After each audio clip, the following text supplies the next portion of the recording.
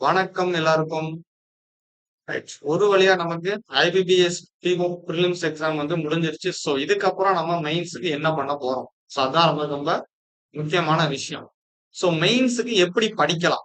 ஏன்னா நிறைய பேர் வந்து அட்டெம்ப்ட் வந்து கொஞ்சம் ஒரு மாரி மேல, கீழ அந்த மாரிலாம் நம்ம எவ்வளவோ போட்டிருப்போம். சில பேர் அட்டெம்ப்ட் அதிகமா போட்டிருப்பாங்க. நமக்கு அதெல்லாம் பிரச்சனை இல்ல. என்ன பொறுத்தவரைக்கும் 45 45 நான் அக்யூரஸியா போட்டிருக்கேன் அப்படின்னா, தாராளமா உட்கார்ந்து மெயின்ஸுக்கு படிங்க. அவ்வளவுதான். சரிங்களா? 45 அக்யூரஸியா நான் போட்டிருக்கேன். 45 பிளஸ் நான் அக்யூரஸியா போட்டிருக்கேன் அப்படின்னா கூட, தாராளமா உட்கார்ந்து எக்ஸாம் படிங்க. ஏன்னா போன தடவ கட் ஆஃப்லாம் ரொம்பவே கம்மியா இருந்துச்சு. கட் ஆஃப பத்தி இப்போதைக்கு நம்ம யோசிக்க வேண்டாம். ஏன்னா கட் ஆஃப் நம்ம பிரெடிக்ட் பண்றது தானே. போன வருஷம் இருக்க கட் ஆஃப் இருக்கும். இல்ல அதை விட அதிகமா இருக்கும், கம்மியா இருக்குங்கிறதெல்லாம் நமக்கு தெரியாது. சோ இப்போதைக்கு பார்த்தா, ஆனா எல்லா ஸ்லாட்டுமே ஓரளவு கஷ்டமா தான் இருந்துச்சு. எதுவுமே ரொம்ப ஈஸியா, ஈஸி தான் அப்படிங்கிற அளவுக்கு இல்ல. ஸோ எல்லாமே ஓரளவுக்கு மாடரேட்டா, டிஃபிகல்ட்டியா தான் இருந்திருக்கு. ஸோ 45 பிளஸ் நான் வந்து போட்டிருக்கேன். 45 நான் அக்யூரஸியா போட்டிருக்கேன்னா, கண்டிப்பா தாராளமா உட்காந்து நம்ம என்ன பண்ணலாம்? மெயின்ஸுக்கு படிக்கலாம். ஏன்னா போன வருஷமே என் ஃப்ரெண்ட்ஸுக்குமே நெறைய பேருக்கு வந்து ஒரு 7 மார்க் வரைக்குமே எக்ஸ்ட்ரா வந்திருக்கு. 7 மார்க் வரைக்கும் அவங்க போட்ட அட்டெம்ப்ட் வந்து ஒரு 45 கிட்ட போட்டிருப்பாங்க. நான் பாஸ் ஆக மாட்டேன். 45 தான் போட்டிருக்கேன் அப்படின்னு நினைச்சிருந்தாங்க. பட் அவங்களுக்கு வந்த மார்க் வந்து ஒரு 52, 54 இப்படிலாமே வந்திருக்கு. சோ அக்யூரசி ரொம்பவே நமக்கு பிளேஸ் ஆகும். சோ நான் 45 மார்க் அக்யூரசியா போட்டிருக்கேன் அப்படின்னாலே தாராளமா உட்கார்ந்து மெயின்ஸுக்கு படிங்க. எந்த குழப்பமும் வேண்டாம். சரிங்களா? ரைட். இப்போ மெயின்ஸுக்கு நமக்கு இன்னும் ஒரு 45 நாள் கிட்ட தான் இருக்கும். 45 டேஸ் தான் நம்ம கணக்கு. இந்த 5 டேஸ் எல்லாம் நம்ம விட்டுருவோம். ஏன்னா ஒரு 5 டேஸ் வந்து ஏதாவது ஒரு இதுல நம்ம படிக்க மாட்டோம். சோ ஒரு 40 டேஸ்க்கு நம்ம ப்ரிப்பரேஷன் சரிங்களா? 40 டேஸ் ப்ரிப்பரேஷன் மாரி தான். ரைட்டா? நம்ம என்ன பண்றோம்? ஒரு 40 டேஸ்க்கு 40, 45 40 நாள். அவ்வளவுதான். 40 டேஸ் தான் நம்ம ப்ரிப்பரேஷனே இருக்கும். சோ 40 டேஸ்க்கு நம்ம என்ன ப்ரிப்பேர் பண்றது? இது வந்து பிகினர். நான் இப்பதான் ஃபர்ஸ்ட் பிரிலிம்ஸ் எழுதியிருக்கேன். ஃபர்ஸ்ட் மெயின்ஸ் நான் எழுத போறேன் அப்படிங்கிற ஒரு பிகினர்ல இருந்து ஒரு ஆவரேஜ் மாடரேட்டா இருக்கிற வரைக்கும். சரியா? டாப்பர்ஸ பத்தி நமக்கு கவலைப்பட வேண்டாம். அவங்க பாஸ் ஆயிருவாங்க. ரைட்டா? அவங்க எல்லாரும் தெரியும். டாப்பர்ஸ பத்தி யோசிக்க வேண்டாம். டாப்பர்ஸ் இது மாதிரி படிங்க. தப்பு கிடையாதுங்க. டாப்பர்ஸ் நாங்க பாஸ் ஆயிருவோம்னு கோவப்படாதீங்க. கண்டிப்பா நீங்க எல்லாருமே பாஸ் ஆயிருவீங்க. டாப்பர்ஸ் பாஸ் ஆயிருவாங்க. சோ நம்ம கவலைப்பட வேண்டாம் அவங்கள பத்தி. சோ பிகினர்ல இருந்து நான் ஒரு மாடரேட்டான ஸ்டூடெண்ட். எனக்கு ரீசனிங் நான் எப்படி நான் ப்ரிப்பேர் பண்றது? ஐபிபிஎஸ் பிஓக்கு நான் எப்படி ப்ரிப்பேர் பண்றது? எனக்கு மெயின்ஸ பத்தி கொஞ்சம் பயமா இருக்கு. பிரிப்பரேஷன் எனக்கு கொஞ்சம் கஷ்டமா இருக்கு. எனக்கு மார்க் டெஸ்ட் போட்டா மார்க் வரமாட்டுக்கு. நான் என்ன பண்றதுன்னு கேட்டா, இத பண்ணுங்க. ரைட்டா? இத பயப்படாம பண்ணுங்க. 40 நாள் இருக்கு. ஐபிபிஎஸ் பிஓ மெயின்ஸ நம்ம தட்டலாம். இதோட சேர்த்து எஸ்பிஐ பிஓக்கும் என்ன பண்ணலாம் நம்ம ப்ரிப்பேர் பண்ணலாம். ஏன்னா 2மே கிட்டத்தட்ட ஒரே மாரி எக்ஸாம் தான். பெருசாலாம் ஒண்ணும் வித்தியாசம் இருக்காது. ஒரே மாரி எக்ஸாம் தான். சின்ன சின்ன வித்தியாசங்கள் தான். சிலபஸ் நமக்கு ஒண்ணு தானே. கொஞ்சம் டிஃபிகல்டி லெவலு அந்த மாரி ஏதாவது ஒரு டிஃபரன்ஸ் தான் இருக்குமே தவிர 2மே நமக்கு பக்கா தான். அப்ப என்ன பண்ணலாம்? இப்ப 40 நாள் 40 டேஸ் நம்ம என்ன பண்ண போறோம்? ரைட்டா? 2 விஷயமா பிரிச்சிருக்கோம். ஒண்ணு ரிசல்ட் வர்றதுக்கு முன்னாடி ஒரு பிரிப்பரேஷன் பண்ணணும். ரிசல்ட் வந்ததுக்கு அப்புறம் நம்ம பிரிப்பரேஷன் நம்ம ஸ்ட்ராட்டஜி கண்டிப்பா மாத்தணும் எல்லாருமே. ஏன் என்ன மாத்தணும் அப்டின்னா, ஏன்னா இந்த ரிசல்ட் வர்ற வரைக்கும் நம்ம வந்து அந்த பிரிப்பரேஷன் பண்ணணும். ரிசல்ட் வந்ததுக்கு அப்புறம் நம்ம பிராக்டிஸ் பண்ண ஆரம்பிச்சிடணும். புரியுதுங்களா? ரிசல்ட் வர்ற வரைக்கும் நம்ம பிரிப்பரேஷன் நம்மளுக்கு ஹெல்ப் பண்ணும். ரிசல்ட் வந்ததுக்கு அப்புறம் நமக்கு பிராக்டிஸ் தான் ஹெல்ப் பண்ணும். நம்ம கத்துக்கிட்டது எல்லாத்தையும் நம்ம ரீகால் பண்ண தான் நமக்கு டைம் இருக்கு. ஏன்னா 10 நாள் தான் குடுப்பான். சோ அந்த 10 நாள்ல நம்ம என்ன கத்துக்கிட்டோமோ அத நம்ம ரீகால் தான் பண்ண முடியுமே தவிர, அதுக்கப்புறம் புதுசா உட்கார்ந்து நம்ம கத்துக்கிட்டு இருக்க நமக்கு டைமே இருக்காது. கரண்ட் அஃபேர்ஸ் ரிவிஷன் பண்ணணும். இங்கிலீஷ் வொக்காபுலரி ரிவிஷன் பண்ணணும். அப்படி இப்படின்னு நமக்கு டைம் சர்ருன்னு ஓடிடும். கரண்ட் அஃபேர்ஸ் எடுத்தாலே ஒரு வாரம் காலியாயிடும். ரைட். இப்ப வீக்லி வீக்லி என்ன சொல்லுவாங்கன்னா, வீக்லி 3 செக்ஷன்ஸ் எடுக்கும். 3 செக்ஷனல் டெஸ்ட் சொல்றோம். சரிங்களா? பிகினர் டூ மாடரேட் லெவலுக்கு டெய்லி நான் வந்து ஒரு ஐபிபிஎஸ் பிஓ அந்த நான் ஃபுல் டெஸ்ட் எடுத்து போடுறேன். ஃபுல் மெயின்ஸே இப்போதைக்கு யாரும் போட வேண்டாம் தான் நான் சொல்றேன். ஃபுல் டெஸ்ட் இப்போதைக்கு வீக்லி ஒன்ஸ் போடுங்க தாராளமா போதும். சரிங்களா? பிகினருக்கு வீக்லி ஒன்ஸ் ஒரு ஃபுல் டெஸ்ட் போட்டீங்கன்னா கூட தாராளமா போதும். சரியா? மத்த நேரம் செக்ஷனல்ஸ் போடும். இப்ப ரீசனிங் செக்ஷனல் எப்படி போடும் அப்படின்னா 3 செக்ஷனல். சரிங்களா? இப்போ Monday, Tuesday, Wednesday, Thursday, Friday. சரியா? சாட்டர்டே, சண்டே வந்து ஆப்ஷனல். சண்டே வந்து ரிலாக்ஸ் பண்ணுங்க, மைண்ட ஃப்ரீயா விடுங்க, ரிவிஷன் பண்ணுங்க. சரிங்களா? ரிவிஷன் பண்றதுக்காக ஒரு டே வச்சுக்கோங்க. அது சண்டே தான் வைக்கணும்னு கிடையாது. சண்டேனாலே ரிவிஷன் டே அப்படிங்கிற மாதிரி தான் நிறைய பேர் இருப்பாங்க. எல்லாம் கிடையாது. இந்த 7 நாள்ல உங்களுக்கு எந்த நாள் கம்ஃபர்டபுளா இருக்கோ, என்னைக்கு உங்களுக்கு அந்த நாள் வந்து எனக்கு ஒரு நாள் லேகா இருக்கோ, அந்த நாள் நீங்க வந்து ரிவிஷன் எடுங்க. சண்டே தான் பண்ணணும்னு கிடையாது. ஏதாவது ஒரு நாள். அதான். மேக்ஸிமம் எல்லாருமே அந்த சண்டேனாலே அந்த மைண்ட் செட் வந்துரும். இன்னைக்கு நம்ம ரிவிஷன் பண்ணணும் சண்டே. சோ இன்னைக்கு வந்து ஃபன் டே அப்படின்னு நம்ம என்ன பண்ணிருப்போம், அன்னைக்கு சண்டேவா நம்ம ரிவிஷன் பண்ணுவோம். சோ அப்படி இல்ல உங்களோட விருப்பம் தான் அந்த 7 நாள்ல எந்த நாள்னாலும் நீங்க எடுத்துக்கலாம். சரியா? இப்ப இடத்துல மண்டே ஒரு செக்ஷனல் டெஸ்ட் எடுத்து போடும். Full sectional test. Reasoning section எத்தனை மார்க் இருக்கோ அந்த ஒரு செக்ஷனல் டெஸ்ட் எடுத்து போடும். சரியா? Full sectional.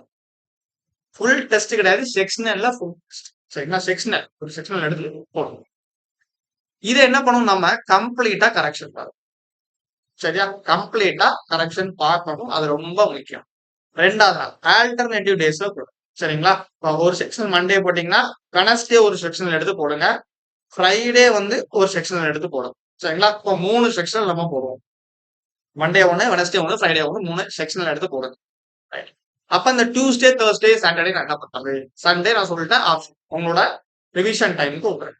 இப்ப டியூஸ்டே நான் என்ன பண்றது அப்படின்னா, சின்ன சின்ன டாபிக்ஸ் இருக்கும். அதை ஸ்ட்ராங் பண்ணுங்க. இப்போ ஒரு இன்புட் அவுட்புட் எடுக்கீங்க. சரிங்களா? ஒரு இன்புட் அவுட்புட் இல்லைன்னா ஒரு கோடிங் டிகோடிங் இந்த மாதிரி விஷயத்துல நான் ஒரு 5 இன்புட் அவுட்புட் செட் எடுக்கிறேன். இல்ல ஒரு 2, 3 செட் நான் எடுத்து பிராக்டிஸ் பண்றேன். ஒரு கோடிங் டிகோடிங் ஒரு 4 பிராக்டிஸ் பண்றேன் அப்படின்னா, இல்ல நான் பசில் பிராக்டிஸ் பண்றேன் அப்படிங்கிற மாதிரி மினி குவிசஸ் இருக்கும் தெரியுமா? Mini quizzes topic wise mini quizzes இருக்குமா? Topic wise mini quiz. சரிங்களா? இத வந்து பிராக்டிஸ். சரிங்களா? இந்த 6 நாள்ல ஒரு நாள் நீங்க ஃபுல் டெஸ்ட் எடுத்துக்கோங்க. அந்த ஃபுல் டெஸ்ட் வந்து நீங்க ஆப்ஷனல் பண்ணி. சரிங்களா? ஒரே ஒரு வீக்லி ஒரு 3 செக்ஷன் எடுங்க. ஒரு ஃபுல் மார்க். இதுதான் ஃபுல் மார்க். எல்லாமே சேர்த்து வச்சு பண்றது. சரியா? ஒரு ஃபுல் மார்க் போகும். அப்போ input output, coding decoding, puzzle இந்த மாதிரி டாபிக் வைஸ் குவிஸஸ் போடும். ஏன்னா அது கொஞ்சம் ஸ்பீட் இன்க்ரீஸ் பண்ணி கொடுக்கும். சரிங்களா? உங்களுக்கு கொஞ்சம் ஸ்பீடா இன்க்ரீஸ் பண்ணி கொடுக்கும். சோ அதே மாதிரிதான் வெனஸ்டேவே நம்ம என்ன பண்ண போறோம், ஒரு செக்ஷனல் போட போறோம். ஃப்ரைடே ஒரு செக்ஷனல் போடுறீங்க. சரியா? அப்போ இந்த தேர்ஸ்டே எல்லாம் மினி குவிசஸ். சரிங்களா? Mini quiz. ஏன்னா மினி குவிசஸ் நம்ம போடும்போது அந்த டாபிக் வைஸ் நம்ம ஸ்ட்ராங் ஆகும். ஸோ எந்தெந்த ஆப்ல மினி குவிசஸ் இருக்குன்னு பாருங்க. நம்ம எதுலையுமே அப்லோட் பண்ண சொல்லுவோம். நம்ம குவிசஸ் எனக்கு இருக்கும் தான் நினைக்கிறேன் எல்லாமே. சோ மினி குவிசஸ் எடுத்து அதை நீங்க பிராக்டிஸ் பண்ணணும். இப்போ பசில் இருக்குன்னா அந்த பசில் ஒரு ரிலேட்டட் பசில் எடுங்க. அதை பிராக்டிஸ் பண்ணுங்க. நம்மளோட ட்ரிக்ஸ் இருக்கும்ல, அந்த ட்ரிக்ஸ் அப்ளை பண்ணி பிராக்டிஸ் பண்ணி பாருங்க. So input output, coding decoding இந்த லாஜிக்ஸ் மைண்ட்ல நிறைய பிராக்டிஸ் பண்ணுங்க. ஏன்னா பிராக்டிஸ் பண்ணதான் நமக்கு அந்த ஃபிராக்ஷன் ஆஃப் யோசிக்க முடியும். அது ரொம்ப முக்கியம். சோ ஆல்டர்னேட்டிவ் டேஸ்ல நம்ம என்ன பண்ண போறோம், ஒரு நாள் செக்ஷனல் போட்டா அடுத்து டாபிக் மினி குவிஸ் எடுக்க போறோம். சரிங்களா? அடுத்த நாள் செக்ஷனு அப்புறம் மினி குவிசஸ். சோ இதை நம்ம பண்ணணும். சரி. இப்ப அடுத்து ரொம்ப முக்கியமான விஷயம் என்ன? அடுத்து நம்ம ரொம்ப முக்கியமான விஷயம் கரெக்ஷன் பாக்குறது.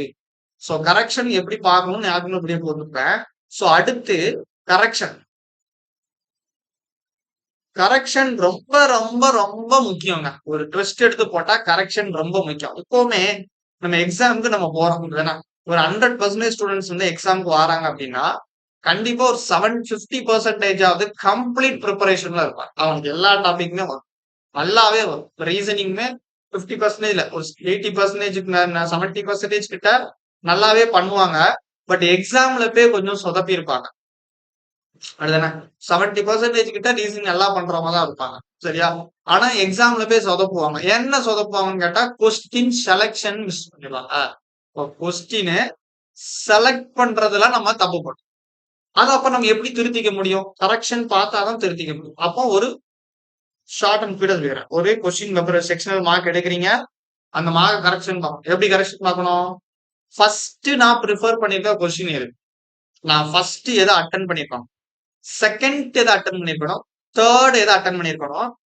எதெல்லாம் நான் ஸ்கிப் பண்ணிருக்கணும்? அந்த கொஸ்டின் ஆர்டர்ல நான் இதை ஸ்கிப் பண்ணிருக்கணும், இதை எடுத்திருக்கணும் அப்படின்ட்டு நம்ம ஒண்ணு ஒண்ணா கரெக்ஷன் பார்க்கணும். சரிங்களா? மிஸ்செலனியஸ் எல்லாம் இருந்தா மெயின்ஸை பொறுத்த வரைக்கும் மிஸ்செலனியஸை ஃபர்ஸ்ட் போட்டுருங்க. சரியா? மெயின்ஸை பொறுத்த வரைக்கும் மிஸ்செலனியஸ் எல்லாம் கவர் பண்ணிடணும். ஈஸியா ஸ்கோர் பண்ணக்கூடிய எல்லாத்தையும் போட்டுறணும். அது எல்லாத்தையும் கொஞ்சம் ஸ்பீடா போடணும். அதுதான் ரொம்ப முக்கியம். அப்பதான் நமக்கு பின்னாடி கை கொடுக்கும். சோ இதெல்லாம் நம்ம கொஞ்சம் ஸ்பீடா போடணும். சோ ஃபர்ஸ்ட் செக்ஷன் அடிக்கீங்கன்னா, சோ இந்த ஆர்டர்ல நான் கொஸ்டின் பிக் பண்ணிருக்கணும். இதை நான் எலிமினேட் பண்ணிருக்கணும். எஸ் எஸ் இந்த இடத்துல நான் தப்பு பண்ணிருக்கேன். என்ன அப்படின்னா இந்த கொஸ்டின் எடுத்ததுக்கு பதிலா நான் இந்த கொஸ்டின் எடுத்திருந்தா எனக்கு 2 மார்க் எக்ஸ்ட்ரா வந்துருவோம். சோ இந்த மாதிரி விஷயத்த செல்ஃப் அனலைஸ் பண்ணுங்க. இதுதான் செல்ஃப் அனலைஸ் ரொம்ப முக்கியம். கரெக்ஷன்ல செல்ஃப் அனலைஸ் பண்ணணும். புரியுதா? அனலைஸ் பண்றது ரொம்ப முக்கியம். சோ டெஸ்ட் எடுத்து சோ இந்த கொஸ்டின் நான் ஃபர்ஸ்ட் எடுத்தோம் ஆர்டர் ஆஃப் ப்ரிஃபரன்ஸ். அப்படின்னா அந்த ஆர்டர் ஆஃப் ப்ரிஃபரன்ஸ் ஒரு கரெக்ஷன் பார்க்கும் ஒரு நோட் எடுத்து கரெக்ஷன் பார்ப்பீங்கல்ல, அப்போ சைட்ல இப்படி ஆர்டர் பண்ணிட்டு ஆர்டர் கொஸ்டின் ப்ரிஃபரன்ஸ் ஆர்டர்னு எழுதிக்கும். சரிங்களா? எழுதிட்டு சோ நான் ஃபர்ஸ்ட் இந்த கொஸ்டின் அந்த கொஸ்டின் நம்பர்ஸ போடுங்க. ஃபர்ஸ்ட் கொஸ்டின் எடுத்துக்கணும். அப்ப 7th கொஸ்டினா நான் செகண்ட் எடுத்துக்கணும். அந்த 13 கொஸ்டினா அட்டன் பண்ணிருக்கணும். அப்படின்னா அந்த ஆர்டர் ப்ரிஃபரன்ஸ எடுத்து நீங்க வந்து பாருங்க. அப்படி பார்க்கும்போது என்ன ஆகும்னா, ஓகே நம்ம இப்படிதான் அந்த கொஸ்டின்ஸ கழிக்கணும். இப்படிதான் நம்ம அந்த கொஸ்டின்ஸ அட்டன் பண்ணணும், செலக்ட் பண்ணணும் அப்படிங்கிற விஷயம் நமக்கு தெரிய வரும். சோ அது ரொம்ப முக்கியம். சரிங்களா? அப்போ அந்த மாதிரி நீங்க பண்ணுங்க கரெக்ஷன்ஸ். ரைட். அடுத்ததாவது ஸ்கோரை வந்து ஹைலைட் பண்ணி காட்டும். அதுதானே ஸ்கோரை வந்து ஹைலைட் பண்ணி காட்டும். ஹைலைட் ஸ்கோரை வந்து நமக்கு ஹைலைட் பண்ணி அப்படியே தூக்கி காட்டும். ரீசனிங் மார்க்க தூக்கி காட்டுறது 2 விஷயம் தாங்க. ஃபர்ஸ்ட் விஷயம் அதாச்சு ஃபர்ஸ்ட் விஷயம் கொஞ்சம் ஈஸியா மார்க் வாங்குறது கிரிட்டிக்கல் ரீசனிங். சரியா? 2வது பசில். சரியா? 2வது பசில். இப்ப நான் வந்து 2வது ரகம். எப்படின்னா கஷ்டப்பட்டு துக்கப்பட்டு துயரப்பட்டு பசில் போட்டு மார்க் வாங்கினேன். என் ஃப்ரெண்ட் எல்லாம் இருக்கான் ஒருத்தன். சரிங்களா? அவன்லாம் முதல் ரகம் கிரிட்டிக்கல் ரீசனிங் போட்டு மார்க் வாங்கிட்டு போயிடும். சரியா? கிரிட்டிக்கல் ரீசனிங்க பாஸ்ட் மார்க் வாங்கிட்டு போயிடும். சரிங்களா? சோ பசில் போட்டா நமக்கு டைம் வேணும், எல்லாமே எடுக்கும். சோ இதெல்லாம் நம்ம பிராக்டிஸ் பண்ணிட்டு தான் நம்ம பசில் அட்டன் பண்ண முடியும். அப்பவுமே அந்த பசில கைய வைக்கும் போது நமக்கு தெரியாது மெயின்ஸ்ல அந்த பசில் உட்காருமா உட்காராத. சோ 2 விஷயம் தான் ஸ்கோரை ஹைலைட் பண்ண முடியும். ஒன்னு கிரிட்டிக்கல் ரீசனிங் தொட்டு ஹைலைட் பண்றது, இல்லைன்னா பசில் எடுத்து போட்டு ஹைலைட் பண்றது. சோ இந்த 2ல நீங்க எந்த ட்ராக்ல போறீங்கிறத நீங்க பண்ணி பாத்துக்கோங்க. நான் என்ன சொல்றேன், கிரிட்டிக்கல் ரீசனிங் நம்ம அபித்தன் முத்து முத்தா வீடியோ போட்டுருப்பாரு. கொத்து கொத்தா இருக்கு.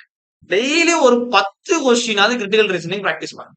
டெய்லி 10 கொஸ்டின் கண்டிப்பா பண்ணுங்க. ஏன்னா கிரிட்டிக்கல் ரீசனிங் மார்க்க உண்மையாவே தூக்கி காட்டும். செம்மையா இன்க்ரீஸ் பண்ணி வைக்கும். சரிங்களா? ஏன்னா ஒரு 5 கொஸ்டின்ஸ் இருக்குமா? 5 கொஸ்டின்ஸ் இருக்கும். 5ல இருந்து ஒரு 7 கொஸ்டின் வரைக்கும் இருக்கும். சில 2 மார்க் கூட கிரிட்டிக்கல் ரீசனிங்ல வச்சிருப்பாங்க. அதே மாதிரி நமக்கு நார்மலைசேஷன் பண்ணும்போது கிரிட்டிக்கல் ரீசனிங்க்கு மார்க் ஏறுது. ஏன்னா நான் நிறைய பேர் வந்து என்னைய பொறுத்த வரைக்கும் என் ஃப்ரெண்ட்ஸ் 1-2 பேர் நான் கேட்கும்போது கிரிட்டிக்கல் ரீசனிங் அட்டன் பண்ணவங்களுக்கு நார்மலைசேஷன்ல பெருசா அடி வாங்காத மாதிரி நான் பார்த்திருக்கேன்.